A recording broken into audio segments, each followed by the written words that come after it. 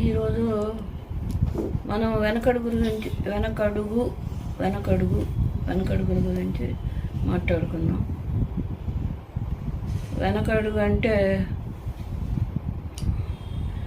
సినిమాల్లో డైలాగ్ లాగా మడం తిప్పను వెనకడుగు అయినానో ఏమో డైలాగులు ఉంటాయి.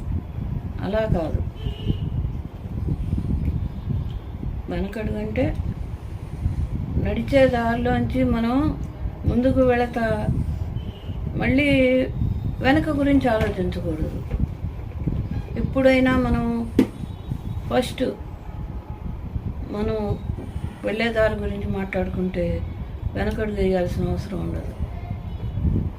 అది కాన్ఫిడెంట్గా మన ఆలోచనని మనం గట్టి చేసుకోవాలి. ఇప్పుడు నేను మీకు ఈ వీడియోలో చెప్తున్నాను. ఫస్ట్ చెప్పాలనిపించింది, తర్వాత ఆగాను. మళ్ళీ చెప్పాలి అనుకున్నాను, చెప్తున్నాను. కానీ కొంతమంది ఈ వయసుకి అవసరమా అని మాట్లాడేవాళ్ళు ఉన్నారు. తెలిసిన వాళ్ళు కానీ తెలవని వాళ్ళు కానీ ఎవరైనా సరే. అలా అని మనం వెనకడుగు వేసామనుకోండి, మనం ఏమి సాధించలేము. ఇవాళ సాధిద్దామని కాదు, నా ఆలోచనలు, నా అభిప్రాయాలు ఎవరికి, ఎంతమందికి ఏ విధంగా నచ్చుతున్నాయి, ఇష్టపడుతున్నారు, నేను చేసే పని ఎంతవరకు కరెక్టు అనేది మీ అభిప్రాయాలను బట్టి నాకు అర్థమవుతుంది. కాబట్టి నేను వాళ్ళన్నారు వీళ్ళన్నారని ఇప్పుడు వెనకడుగేయను. నాకు చేతైనన్నాళ్ళు, నేను చెయ్యగలిగినన్నాళ్ళు చేస్తాను. వెనకడుగేస్తే అది మనకి పరాజయం. ఎప్పుడైనా మనం విజయం సాధించాలి అనే కోరుకుంటే వెనకడుగేయం. అలాగే ఇప్పుడు మీకు చెప్తున్నాను, మీరు కూడా ఒక పని చెయ్యాలనుకున్నప్పుడు, ఆ పని కరెక్ట్ అనుకున్నప్పుడు ముందుకు నడవండి, వెనకడుగు వేయబాకండి. ఏ విషయం అయినా సరే, ప్రతి విషయాన్ని మనం ధైర్యంగా ఎప్పుడైతే నడుస్తామో ముందుకి, మనకు వెనక్కి వెళ్ళాల్సిన అవసరం ఉండదు. అలాగే ఇప్పుడు సినిమా డైలాగులను బట్టి కూడా కొంతమంది కనీసం రౌడీజంగానైనా మేము వెనకడుగు అంటున్నారు, ముందుకు వస్తున్నారు. అలాగే ప్రతి వ్యక్తి చేసే ప్రతి పనిలోనూ వాళ్ళకున్న ఎవరికి ఏ సబ్జెక్ట్ అయితే ఉంటుందో ఆ సబ్జెక్టు ముందుకెయ్యండి అడుగు.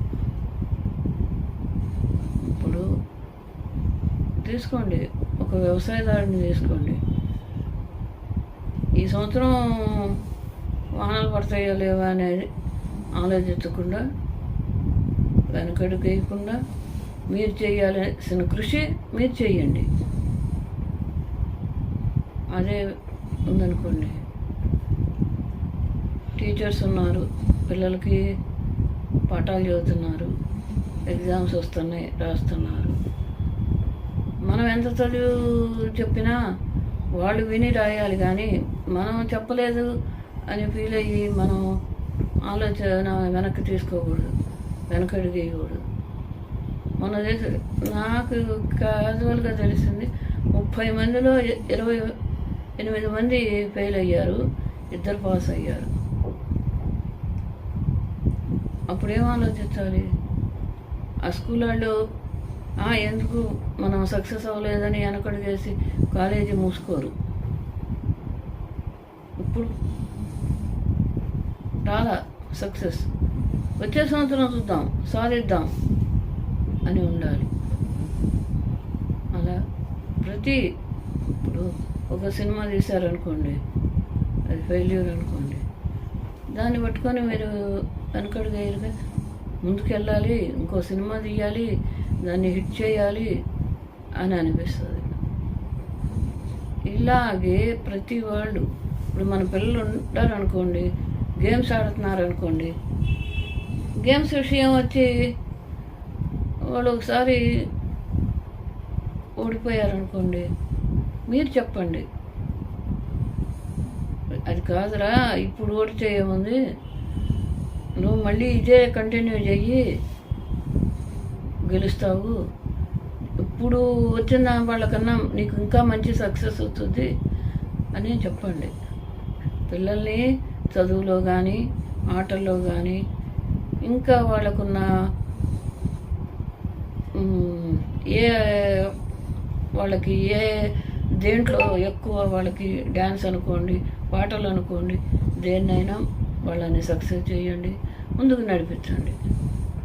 పొరపాటు జరిగిందని వెనకడుగు వేయొద్దు, పిల్లల్ని వెనకడుగు వేయించవద్దు, వాళ్ళని ముందుకు నడపటానికే ప్రయత్నం చేయండి. అదే మనం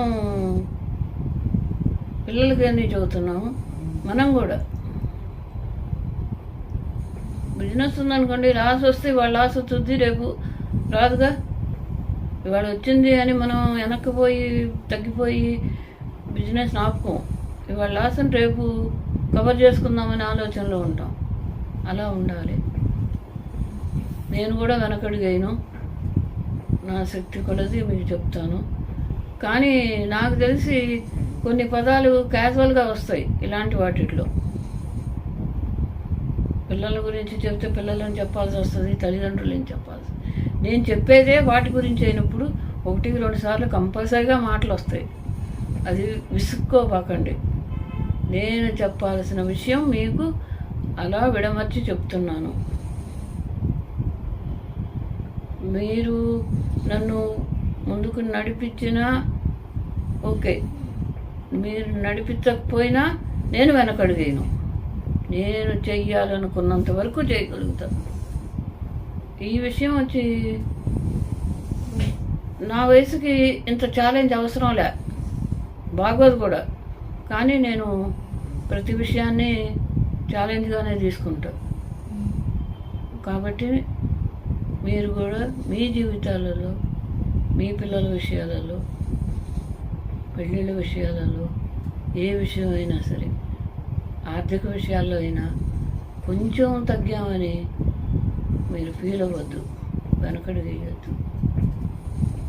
ఏదైనా సరే ముందుకు నడవటానికి ఆలోచించండి. నేను చెప్పేవి మీకు విసుగనిపించినా సరే 1-2 సార్లు ఆలోచించండి.